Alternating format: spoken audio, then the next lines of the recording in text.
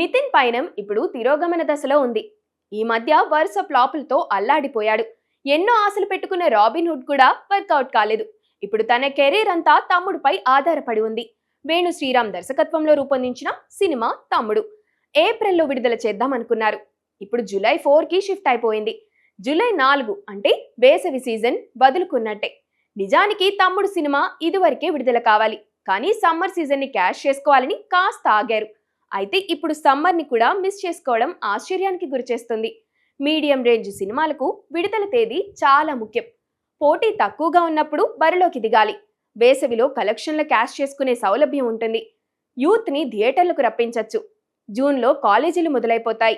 ఇలాంటి దశలో మళ్లీ వాళ్లను థియేటర్ల వైపు తిప్పడం చాలా కష్టమవుతుంది. అయితే మేకర్స్ ఐపీఎల్ కోసమే ఈ సినిమాని వాయిదా వేసినట్టు తెలుస్తుంది. మే 25తో ఐపీఎల్ పూర్తవుతుంది. అది పూర్తయ్యాకే సినిమా విడుదల చేయాలని ఫిక్స్ అయిపోయి ఉంటారు. అందుకే ఈ నిర్ణయం తీసుకున్నారేమో అనిపిస్తుంది.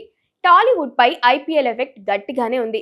యావరేజ్ సినిమాల్ని సైతం ఆడియన్స్ పట్టించుకోవడం లేదు. గత వారం 2 సినిమాలు అంటే ఓదెలా 2, అర్జున్ సన్ ఆఫ్ వైజయంతి విడుదలైన వసూళ్లు అంతంత మాత్రంగా ఉన్నాయి.